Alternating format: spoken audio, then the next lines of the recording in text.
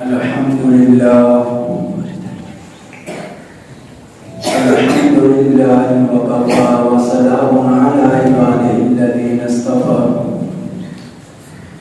أما بعد فأعوذ بالله من الشيطان الرجيم بسم الله الرحمن الرحيم وسارعوا إلى مغفرة من ربكم وجنة عرضها السماوات والأرض أعدت للمتقين آمنت بالله صدق الله مولانا العظيم والشاكرين والحمد لله رب العالمين. میرے والد احترام عزیز سامعین حضرات، یہ دور، یہ زمانہ، یہ وقت ایسا گزر رہا ہے کہ جس دور اور زمانے کے اندر ہم لوگ غفلت کی زندگی میں پڑے ہوئے ہیں اور فتنے دن بہ دن بڑھتے جا رہے ہیں اور ایک انسان کی حرص، لالچ اور تمنا آخرت سے غفلت پا کر دنیا کے دھوکے میں پڑ کر زندگی میں پڑے ہوئے ہیں. دنیا کی رونقوں بہاروں کو دیکھ کر آخرت سے غافل ہو چکے ہیں اور اپنے رب کی نعمتوں کی ناشکری کر کر اپنے رب کو ناراض کر رہے ہیں. نبی کریم صلی اللہ علیہ وسلم کی سنتوں کو پامال کر کر، سنتوں کو ذبح کر کر ہم لوگ اس دنیاوی زندگی کے اندر دوڑتے چلے جا رہے ہیں. سینکڑوں جنازوں کو اٹھتے ہوئے دیکھتے ہیں، مصیبتوں میں مبتلا لوگوں کو دیکھتے ہیں، رنج اور غم میں مبتلا لوگوں کو دیکھتے ہیں، لیکن ایک خوشگوار شخص،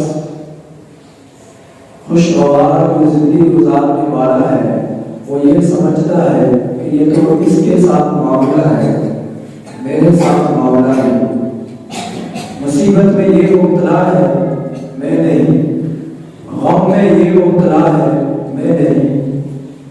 تو ہر انسان اس دھوکے میں پڑا ہوا ہے. انسانوں میں سے اکثر اس دھوکے میں پڑے ہوئے ہیں کہ جو مصیبت اور رنج اور غم، پریشانی اور دکھ دوسرے پر ہے وہ مجھ پر نہیں. اور جب وہ دکھ اور مصیبت اور رنج اور غم آ گیا تو پھر ہو سکتا ہے پلٹنے کا موقع نہ ملے، واپس پلٹنے کا موقع نہ ملے. تو ایک وقت ایسا بھی گزرا کہ جس وقت اور زمانے کے اندر اللہ والے ایسے گزرے کہ جن کو آخرت کی یاد نے تڑپا دیا، جن کو اللہ کی محبت نے تڑپا دیا، جن کی نیندیں آنکھوں سے ختم ہو گئی اللہ کی محبت میں، اللہ کے خوف میں، آخرت کی فکر میں. تو ایک وقت ایسا بھی تھا، تو ہم ایسے وقت سے بہت دور ہیں. ہم نے اپنے آپ کو ایسے وقت سے بہت دور کر لیا. اللہ بھی وہی ہے، اللہ کے رسول صلی اللہ علیہ وسلم کا دین بھی وہی ہے، دنیا بھی وہی ہے، جہاں بھی وہی ہے، اور انسانوں جیسے چہرے بھی وہی ہیں، انسان بھی وہی ہے، لیکن مجاہدات کی کمی ہے، آخرت کی فکر کی کمی ہے، اللہ کی محبت کی کمی ہے، اللہ کے خوف کی کمی ہے. حضرت ابراہیم بن ادم رحمۃ اللہ علیہ سے کسی نے پوچھا کہ حضرت اگر آپ کوئی وقت اپنے قیمتی وقت میں سے نکال کر بیٹھ جائے کریں تو ہم آپ کے پاس آ کر کچھ اچھی باتیں سیکھ لیں، اچھی باتیں سن لیں. تو تو حضرت ابراہیم بن ادھم رحمۃ اللہ علیہ کا جواب سنیے کیا فرماتے ہیں. فرمانے لگے کہ میں تو 4 چیزوں میں الجھا ہوا ہوں، ان 4 چیزوں میں میں الجھا ہوا ہوں اور نہیں معلوم کہ ان 4 چیزوں سے فراغت بھی حاصل ہو سکے گی یا نہیں. اگر ہو گئی تو میں ضرور بیٹھوں گا اور تم لوگوں سے باتیں کروں گا.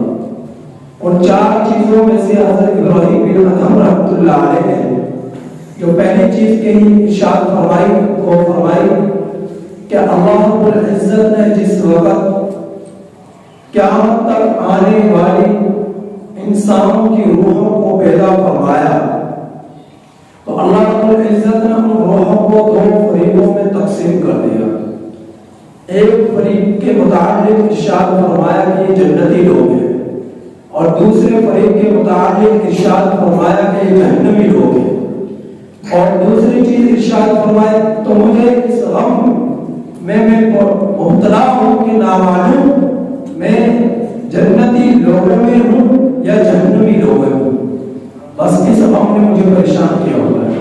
دوسری چیز ارشاد فرمائی کہ جب بچہ ماں کے پیٹ میں شروع ہوتا ہے، جب بچہ ماں کے پیٹ میں شروع ہوتا ہے، پروان چڑھتا ہے، تو فرشتہ اللہ رب العزت سے پوچھتا ہے اے اللہ اس بچے کا شمار، اس بچے کو میں سعید لکھوں یا شقی لکھوں، نیک بخت لکھوں یا بدبخت لکھوں، کیا لکھوں کہ نیک شقی لکھوں یا سعید لکھوں. تو اب مجھے یہ غم کھایا جا رہا ہے کہ اللہ رب العزت جو اس فرشتوں کو حکم دیتے ہیں کہ اس بچے کو سعید لکھو یا شقی لکھو، تو میں اس فکر میں ہوں کہ نامعلوم میرا شمار سعید لوگوں میں ہے یا شقی لوگوں میں ہے. تیسری بات ارشاد فرمائی کہ جب فرشتے کسی شخص کی روح نکالنے لگتے ہیں، روح نکالنے جانے کے وقت تو حضرت اسرائیل علیہ السلام اللہ تعالیٰ سے پوچھتے ہیں کہ اے اللہ اس روح کو میں کن روحوں میں رکھوں، جنتی روحوں میں رکھوں یا جہنمی روحوں میں رکھوں، کن روحوں کے اندر اس کا شمار کروں.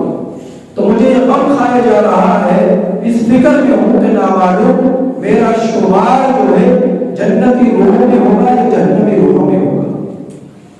اور پھر چوتھی بات ارشاد فرمائی کہ وَمُمْتَازُ الْيَوْمَ أَيُّهَا الْمُجْرِمُونَ. قیامت کے دن اللہ رب العزت جو ہے جب تمام لوگ جمع ہوں گے،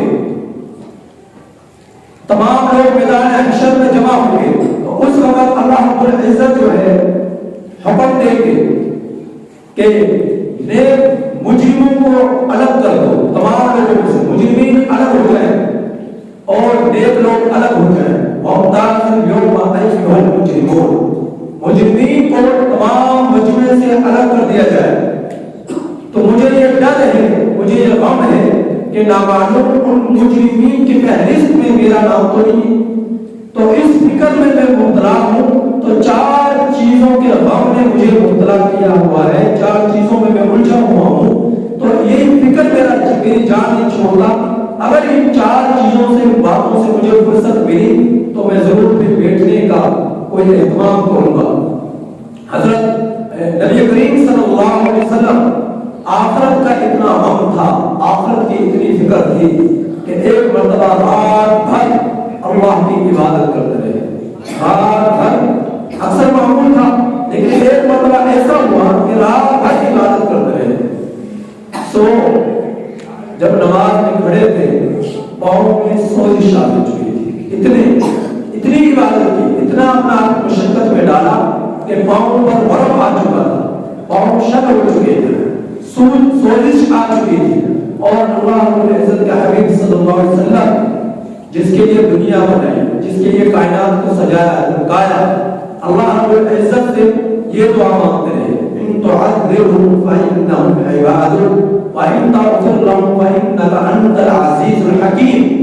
کہ اگر آپ ان کو عذاب دیں تو آپ مالک ہیں، اگر آپ ان کو عذاب دیں تو آپ مالک ہیں، آپ آقا ہیں، آپ رب ہیں. یہ آپ کے بندے ہیں، آپ کو اختیار ہے، آپ دے سکتے ہیں۔ اور اگر آپ ان کو بخش دیں، اگر آپ ان کو بخش دیں تو ان تعلموا فإنهم عباد وإن تغفر لهم فإنك أنت العزيز الحكيم، تو بے شک آپ حکمت والے ہیں، آپ بخشنے والے ہیں، آپ بخش سکتے ہیں، آپ کے بندے ہیں، اور اگر آپ عذاب دیں تو آپ مالک ہیں، آپ کو اختیار ہے، آپ عذاب بھی دے سکتے ہیں۔ پوری رات اللہ رب العزت سے یہ دعا کرتے ہیں، یہ آیات اس آیت کریمہ کی تلاوت کرتے ہیں۔ اور حضرت امام اعظم ابو حنیفہ رحمۃ اللہ علیہ ایک مرتبہ پوری رات ہوتے رہے، پوری رات قرآن مجید کی تلاوت کرتے رہے۔ جب اس آیت کریمہ پر پہنچے وَامْتَازُوا الْيَوْمَ أَيُّهَا الْمُجْرِمُونَ، تو حضرت امام اعظم ابو حنیفہ رحمۃ اللہ علیہ کی آنکھوں سے آنسو جاری ہو گئے اور چیخیں نکل گئی، چیخیں نکل گئی۔ وَامْتَازُوا الْيَوْمَ أَيُّهَا الْمُجْرِمُونَ کہ قیامت کے دن جس وقت مجرمین کو مجمع سے الگ کر دیا جائے گا، مجرمین کو مجمع سے الگ کر دیا جائے گا تو روتے رہے، نامعلوم المجرمین میں میرا شمار تو نہیں ہوگا۔ تو اس قدر آخرت کی فکر ہے، آخرت کا غم، آخرت کا ڈر جو ان حضرات کے اندر تھا، جو ان حضرات کے اندر تھا۔ حضرت خواص رحمۃ اللہ علیہ بہت بڑے بزرگ ہیں، اور فرماتے ہیں امام غزالی رحمۃ اللہ علیہ نے ان کا واقعہ لکھا، فرماتے ہیں حضرت خواص رحمۃ اللہ علیہ کہ ایک مرتبہ ہم ایک عاملہ کے پاس تشریف لے گئے کہ جا کر زیارت کریں، کہ ایسی ایک خاتون تھی، ایسی ایک خاتون تھی کہ وہ اللہ رب العزت کی عبادت کرتے کرتے اس کی پاؤں جو ہے وہ شل ہو گئے تھے، نماز پڑھتے پڑھتے اس کے پاؤں شل ہو چکے تھے، اپاہج ہو چکے تھے، روزے رکھ کر وہ کمزور ہو چکی تھی، کالی پڑ چکی تھی، اور پھر کیا رو کر اللہ کی یاد میں، رو کر اللہ کی یاد میں اس کی آنکھوں کی بینائی جا چکی تھی۔ تو ہمیں خیال آیا کہ ہم جا کر اس سے بات کرتے ہیں۔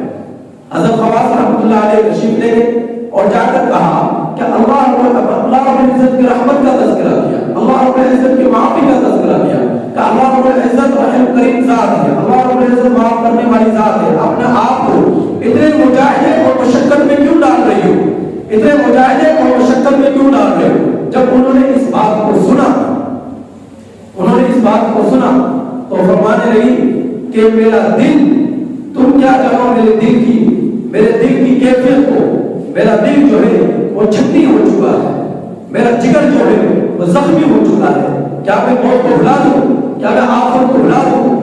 کاش کہ میرا رب میری ماں نے مجھے جنا ہی نہ ہوتا۔ یعنی پاس گئے اور نماز کی نیت والی دوبارہ اللہ کی عبادت میں مشغول ہو گئے۔ حضرت مالک بن دینار رحمۃ اللہ علیہ ایک مرتبہ بصرہ کی گلیوں میں جا رہے تھے، حضرت مالک بن دینار رحمۃ اللہ علیہ بہت بڑے بزرگ ہیں، بصرہ کی گلیوں میں جا رہے، دیکھا کہ ایک وادی ہے وہ جا رہی اور ایسی چال کے ساتھ جا رہی، ایسی ناز و نعمت کے ساتھ جا رہی کہ اس کے آگے پیچھے خدام تھے، اس کے نوکر چاکر تھے، اس وادی کے جو ارد گرد اس کے چاروں طرف سے گھیراؤ کر کے اس کو لے کر جا رہے ہیں۔ تو حضرت مالک بن دینار رحمۃ اللہ علیہ انہیں متوجہ کیا اور کہا کہ اے وادی، کیا تجھے تیرا مالک بیچنا چاہتا ہے، فروخت کرنا چاہتا ہے؟ تو کیا کہتی ہے وہ وادی؟ کہتی ہے کہ ہنس کر کہنے لگی کیا آپ مجھے خریدنا چاہتے ہو؟ تو فرمانے لگا ہاں، میں تجھ سے بھی اعلیٰ چیز خرید سکتا ہوں، تجھ سے بھی جو ہے حسین و جمیل ناز و نخروں والی وادی خرید سکتا ہوں، میرے پاس اتنی طاقت ہے، میرے پاس اتنا مال ہے، اتنا خزانہ ہے، میں تجھ سے بہتر خرید سکتا ہوں۔ تو وہ حیران ہوئی اور حیران ہو کر ہنسی بھی اور حیران بھی ہوئی۔ حیران ہونے کے بعد اپنے خدام کو حکم دیا کہ اسے پکڑ کر لے چلو، میرے آقا کے پاس لے چلو۔ تو حضرت مالک بن دینار رحمۃ اللہ علیہ کو پکڑ لیا گیا اور آپ کو اس وادی کے آقا کے پاس لے جایا گیا۔ ابھی سامنے پیش نہیں کیا گیا، سارا قصہ نقل کیا۔ تو آقا بھی اس بات کو سن کر حیران ہوا اور ہنسا اور پھر کہنے لگا اس شخص کو میرے پاس لایا جائے۔ تو حضرت مالک بن دینار رحمۃ اللہ علیہ کو لایا گیا۔ جیسے ہی نظر اس آقا کی حضرت مالک بن دینار رحمۃ اللہ علیہ پر پڑتی ہے تو وہ آقا جو ہے اس پر حضرت مالک بن دینار رحمۃ اللہ علیہ کا روح پڑتا ہے اور وہ اس کی ہنسی ختم ہو جاتی ہے۔ آپ کے چہرے کو دیکھ کر، آپ کے روح کو دیکھ کر وہ آقا کہتا ہے کہ آپ اس وادی کو خریدنا چاہتے ہو؟ ہاں، اس کو خریدنا چاہتا ہوں۔ کیا قیمت لگاتے ہو؟ حضرت مالک بن دینار رحمۃ اللہ علیہ نے فرمایا کہ اس کی قیمت جو ہے وہ کھجور کی 2 گٹھلیاں ہیں، کھجور کی 2 گٹھلیاں ہیں۔ تو وہ حیران ہوئے کہ اتنی ناز و نعمت سے بننے والی وادی کی، میری قیمتی وادی کی قیمت اتنی حقیر سی، اتنی معمولی سی کہ کھجور کی 2 گٹھلیاں۔ تو فرمانے لگے کہ یہ کھجور اتنی کم قیمت کیوں لگائے؟ سارے دربار میں موجود ہیں، وہ حیران ہوئے اور وہ آقا حیران ہوا اتنی کم قیمت کیوں لگائے؟ تو حضرت مالک بن دینار رحمۃ اللہ علیہ نے فرمایا کہ کم قیمت کیوں نہ لگاتا، کم قیمت کیوں نہ لگاتا؟ یہ وادی آپ کی ایسی ہے، یہ وادی آپ کی ایسی ہے کہ اگر ایک دن نہائے نا تو اس کے بدن کا بدن بدبودار ہو جائے، اور اگر ایک دن یہ کنگھی نہ کرے تو اس کے بال جو ہے الجھ جائے اور اس کے اندر بدبو آنے لگے، جوئیں اس میں پڑ جائیں، اور اگر یہ ایک دن دانتوں کو صاف نہ کرے تو منہ سے بدبو آنے لگے، اور اگر یہ نہائے نا تو اس کے بدن سے بدبو آنے لگے، اگر یہ خوشبو نہ لگائے تو اس کا بدن بدبودار ہو جائے۔ میں تو اس سے بھی اچھی اور اعلیٰ میں خرید سکتا ہوں وادی۔ تو فرمایا کہ وہ اس سے اعلیٰ اور اچھی وادی کیا ہے؟ تو فرمایا کہ میرے پاس ایسی وادی ہے کہ جس کو جو ہے پیدا ہی ایسی چیز سے کیا گیا کہ مشک اور زعفران سے، کافور سے اس کو وہ بنی ہے، مشک اور زعفران سے اس کو لپیٹا گیا ہے اور موتیوں سے اسے سجایا گیا ہے۔ میرے پاس ایسی وادی ہے کہ اگر وہ اپنی کلائی جو ہے سورج کی روشنی کے سامنے کر دے تو سورج کو گرہن لگ جائے، سورج بے نور ہو جائے، اور اگر وہ کسی تاریخ گھر کے اندر آ جائے تو وہ گھر روشن ہو جائے، اور اگر وہ اپنا دہن جو ہے، اپنا نہاب دہن کھارے پانی میں ڈال دے تو پانی جو ہے میٹھا ہو جائے۔ تو میرے پاس وہ ایسی بات ہے کہ جو نہائے یا نہ نہائے ہمیشہ اس کا بدن جو ہے خوشبودار رہے، مشک و زعفران سے اس کی سے خوشبو آتی رہے۔ میرے پاس تو ایسی وادی ہے، تو آپ کی وادی جو ہے وہ تو بدبودار ہے، تو میری وادی کی قیمت جو ہے وہ تو لگا اس سے بھی زیادہ کم قیمت پر وہ مل سکتی ہے۔ فرمایا کہ اچھا اس کی قیمت کیا ہے؟ حضرت مالک بن دینار رحمۃ اللہ علیہ نے فرمایا کہ اس کی قیمت یہ ہے کہ رات کے وقت اپنا تھوڑا سا وقت نکال کر 2 رکعت نماز تہجد پڑھ لو۔ اگر جب کھانا کھانے لگو کسی فقیر اور محتاج کو دیکھو تو اس کھانے میں سے اس کو کھانا کھلا دو۔ اگر راستے میں کوئی چیز پڑی ہوئی دیکھو تو تکلیف دہ چیز کو راستے سے ہٹا دو۔ یہ اس کی قیمت ہے، یہ معمولی قیمت ہے، جو یہ معمولی قیمت ادا کر کر تم اس وادی کو خرید سکتے ہو۔ تو وہ آقا جو ہے اسی وقت کیا کرتا ہے؟ وہ حکم کرتا ہے اپنی وادی کو آج کے بعد تو آزاد ہے، اور اتنا نذرانہ تیرے لیے پیش خدمت ہے، اور پھر دربار میں جتنے حاضرین خدمت ہوتے ہیں اس کے خدا ان سب کے لیے حکم ہوتا ہے تم سب آزاد ہو، اور تمہارے اتنے جو ہے نذرانہ جو ہے پیش خدمت ہے۔ اور پھر اس کے محل کے اندر ایک چادر ہوتی ہے، موٹی چادر، اس اپنا شاہانہ فاخرانہ لباس جو ہے اتار دیتا ہے اور اس موٹی چادر کو لپیٹ لیتا ہے، اور سارا محل سمیت اپنا خزانہ جو ہے اللہ کے راستے میں صدقہ کر دیتا ہے۔ اور پھر کیا ہوتا ہے؟ جب اس کی وہ ماضی وہ لوٹی وہ دیکھتی ہے تو وہ کہتی ہے اے آقا تیرے بغیر میری زندگی بھی ادھوری ہے، میں بھی اللہ کے لیے سب کچھ قربان کرتی ہوں۔ اس نے بھی ایک موٹی چادر اپنے بدن سے لپیٹ لی اور سب کچھ اپنا جو ہدیے میں دیا وہ مال تھا اللہ کے راستے میں وہ خرچ کر دیا۔ حضرت مالک بن دینار رحمۃ اللہ علیہ ان کو دعا دیتے ہوئے رخصت ہو گئے، اور دونوں کی ایسی زندگی گزری کہ اس کے بعد وہ جو ہے اللہ کی عبادت میں اپنی زندگی کو گزارا، اور ایسی زندگی اپنی زندگی میں نخاط پیدا کیا کہ اسی حالت میں ان کو موت آ گئی۔ حضرت مالک بن دینار رحمۃ اللہ علیہ بہت بڑے اللہ والے تھے، بہت بڑے اللہ والے تھے، متقی تھے، پرہیزگار تھے۔ حضرت مالک بن دینار رحمۃ اللہ علیہ کہ اللہ رب العزت نے بہت ساری کرامات سے انہیں نوازا تھا، اپنی محبت سے انہیں نوازا تھا، تو اللہ رب العزت کے پیاروں سے، اللہ رب العزت کی مخلوق میں ایسے لوگوں سے تاریخ بھری ہوئی ہے جنہوں نے اپنی زندگی کو، اپنی خواہشات کو، اپنی لذات کو اللہ کے لیے قربان کر دیا، اللہ کے لیے قربان کر دیا، اور آخرت کو پیش نظر رکھا، دنیا کے حقیر چیزوں کی طرف نظر نہ رکھی، دنیا کو حقیر چیزوں کی طرف نظر نہ رکھی، اپنے خواہشات کو اللہ کے لیے قربان کر کر آخرت کی فکر میں لگ گئے، آخرت کے جو ہے فکر میں لگ گئے۔ تو یہ ان کے حالات زندگی تھی۔ بنو امیہ کا ایک شخص ایسا بھی تھا جس کی شاہانہ زندگی گزر رہی تھی، بنو امیہ کا محمد بن سلیمان ایسا شخص گزرا بنو امیہ کا کہ روزانہ کی اس کی آمدنی 3 لاکھ دینار سے زیادہ تھی، 3 لاکھ دینار سے زیادہ تھی. اس نے اپنا ایک محل بنوایا اور اس محل کے اندر ایک قبہ بنوایا اور اس قبے کے اندر کھڑکیاں بھی بنوائی. کچھ اس کی سامنے کی سمت تھی, کچھ اس کی پیچھے کی سمت تھی. سامنے والی سمت سے روزانہ گزرنے والی شاہراہوں سے لوگوں کو نظرانے ہو کیا کرتا تھا. اس کھانا کھانا میں بیٹھ کر پیچھے کی کھڑکیوں سے ایک کھڑکیوں کی طرف ایک باغیچہ تھا. اس کے باغ کے درختوں سے وہ اپنے جو ہے اپنی آنکھوں کو معطر کرتا, خوشنما کرتا. اور اس کے یہ جو تاج اس قبے کے اندر موجود تھا وہ موجود سے سجایا ہوا تھا. ہر وقت اس کے لیے ایسی کنیزیں, ایسی لوٹیاں, ایسے گانے والی عورتیں موجود رہتی جو ایک اشارے پر آ کر اس کے پاس آ کر گانا شروع کر دیتی تھی, ناچنا شروع کر دیتی تھی.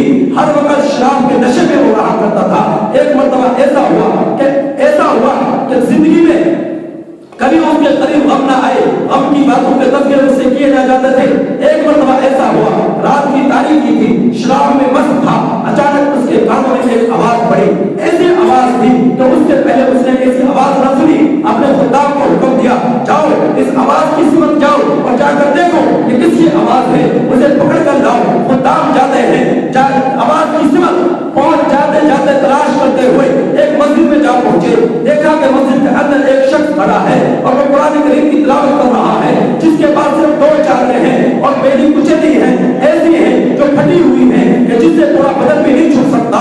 اس نوجوان کو انہوں نے گرفتار کیا کہ ایسا نوجوان تھا کہ بھوک کی وجہ سے اس کا پیٹ کمر سے لگ چکا تھا اور اس پر جو ہے جوانی کے باوجود بڑھاپا طاری ہو چکا تھا. اور اس شخص کو گرفتار کر کے لے کر آتے ہیں اور اس جو ہے رئیس کے سامنے پیش کرتے ہیں. اب وہ رئیس جب اس شخص کو دیکھتا ہے اور اس سے سوال پوچھتا ہے تو کون ہے اور تم کو کس چیز کی تلاوت کر رہا تھا. وہ نوجوان کہتا ہے میں اللہ کے کلام کی تلاوت کر رہا تھا اور میں جو ہے اللہ کی عبادت میں مشغول تھا. وہ کہتا ہے اچھا میرے سامنے وہ آیات تلاوت کرو جو تم تلاوت کر رہے تھے.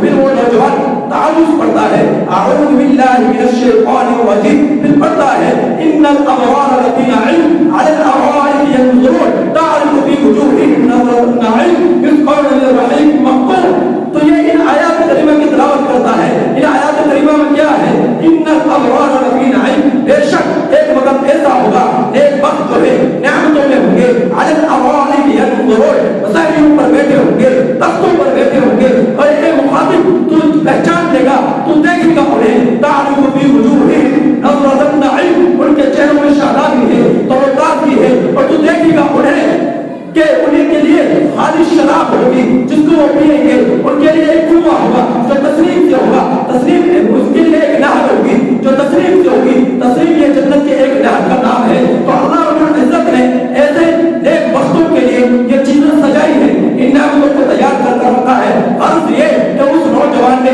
جنت کے تذکرے کیے, پھر جہنم کے تذکرے کیے, بدبختوں کے لیے جہنم کے اعمال کا تذکرہ کیا کہ اللہ کی پکڑ کیسی ہوگی, اللہ کی گرفت کیسی ہوگی. جب اس نے یہ ساری گفتگو کو سن لینے کے بعد اس نوجوان نے اسے معانقہ کیا, لپٹ گیا اور اسی وقت توبہ کی, توبہ طائب ہو کر اور اس کے بعد اپنے خادموں کو آزاد کیا, اس محل کو آزاد کیا, ہر چیز کو اللہ کے راستے میں وقف کر دیا, خرچ کر دیا اور باقی زندگی جو ہے اللہ کی عبادات میں گزار دی, اللہ کی عبادات میں گزار دی. یہ مالک بن دینار یہ ایسے اللہ والے تھے.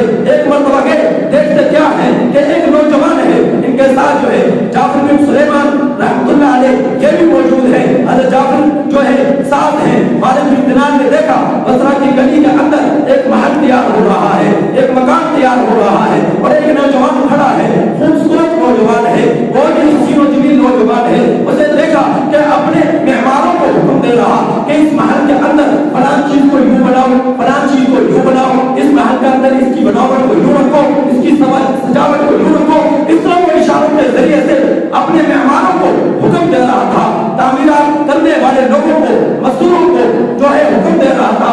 حضرت جو ہے مالک بن دینار رحمۃ اللہ علیہ کے دل کے اندر یہ داعیہ پیدا ہوا, جذبہ آیا, کتنا خوبصورت نوجوان ہے, کیا ہی اچھا ہو اگر یہ نوجوان اللہ کا دوست بن جائے, اگر یہ نوجوان اللہ کا دوست بن جائے. تو حضرت جعفر رضی اللہ تعالیٰ عنہ سے کہتے ہیں اے جعفر چلو اس نوجوان کو اللہ کی جو ہے اللہ کا تذکرہ کرتے ہیں, اس نوجوان کو دعوت دیتے ہیں, اس نوجوان کے پاس جاتے ہیں اور اس سے پوچھتے ہیں اے نوجوان کیا کر رہے ہو. نوجوان نام تو سنا ہوا تھا حضرت مالک بن دینار کا, لیکن پہچانتا نہیں تھا. لیکن کچھ دیر بعد پہچان کیا, کھڑے ہو کر پھر پوچھا, جواب دیا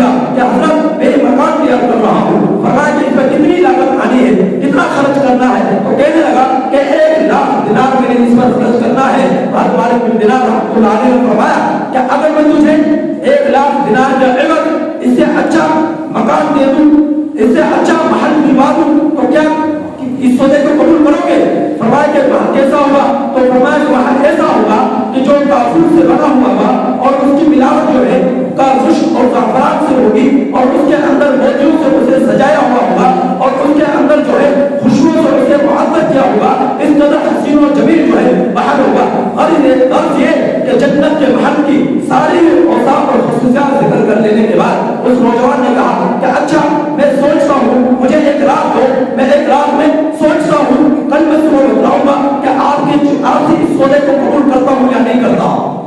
حضرت مالک بن دینار رحمۃ اللہ علیہ پھر کیا کرتے ہیں, واپس لوٹ آئے, پوری رات اس نوجوان کی فکر میں گزری, پھر اللہ سے عاجزی کے ساتھ مانگا کہ اے اللہ اس نوجوان کو اپنا دوست بنا لے, اس نوجوان کو اپنا دوست بنا لے. دوسرے دن صبح ہوتے ہی اس شخص کے, اس نوجوان کے دروازے پر پہنچتے ہیں. جب دروازے پر آئے تو دیکھا پہلے سے وہ نوجوان گھر سے باہر نکل کر دروازے پر موجود ہے. تو پھر فرمایا کہ وہ نوجوان کہنے لگا حضرت میں آپ ہی کے انتظار میں تھا, مجھے آپ کا سودا منظور ہے. تو ایک قلم اور دوات منگوائی گئی اور فرمایا کہ آپ نے جو مجھ سے وعدہ کیا ہے قلم دوات کے ذریعے سے اس پرچی پر لکھ دیجئے تاکہ اس میں اس آپ سے کیے ہوئے معاہدے پر آپ پورا اتر سکے. حضرت مالک بن دینار رحمۃ اللہ علیہ کاغذ پر لکھ دیتے ہیں اور تمام اوصاف جو جنت کے محل کے تذکرے ان کے سامنے کیے تھے تمام اوصاف کے ساتھ اس کاغذ پر وہ مضمون لکھ دیتے ہیں. تسمیہ کے بعد پھر کیا ہوتا ہے, حضرت مالک بن دینار رحمۃ اللہ علیہ کاغذ کا وہ پرچہ جو ہے پکڑا کر اسے تھما کر واپس اپنے گھر تشریف لے آتے ہیں. بامشکل 40 دن گزرتے ہیں. 40 دنوں کے اندر ایک مرتبہ دیکھا کہ چلو چلتے ہیں, جعفر اس نوجوان کی خبر لیتے ہیں. تو واپس تشریف لائے, دیکھا اس گھر اس نوجوان کے مکان پر جو اس کی رہائش گاہ تھی دیوار پر سیاہی سے لکیر لگی ہوئی ہے, سیاہی سے لکیر لگی ہوئی ہے, جو علامت تھی اس چیز کی, جو علامت اس سوگ کی کہ اس گھر میں مرد ہوئی ہے, کوئی بڑا حادثہ پیش آیا ہے اور رونے کی عورتوں کی آوازیں آ رہی ہیں. تو پوچھا بتلایا گیا کہ ایک وہ نوجوان جو ہے وہ وفات پا چکا ہے.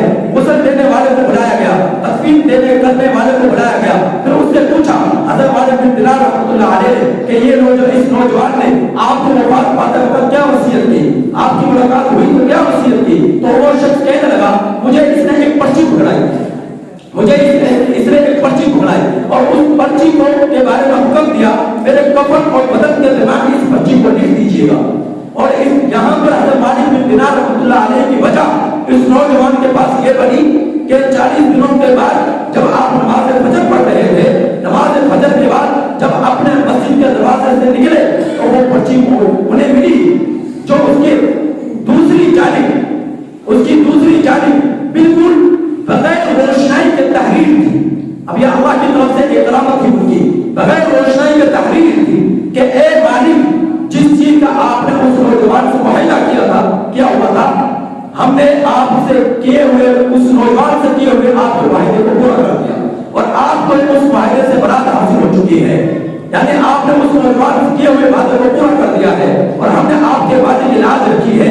جس طرح کہ اللہ کے رسول صلی اللہ علیہ وسلم نے فرمایا کہ اللہ کے بعد برگزیدہ بندے ایسے ہیں جو کسی بات پر قسم کھا لے تو اللہ رب العزت ان کی قسم کو پورا کر دیتے ہیں. کسی بات کے کوئی اقرار کا اقرار کر لیتے ہیں تو اللہ رب العزت ان کے کوئی اقرار کو تکمیل کر دیتے ہیں. تو پھر یہ وجہ بنی حضرت مالک بن دینار رحمۃ اللہ علیہ کی اس نوجوان کے پاس آنے کی.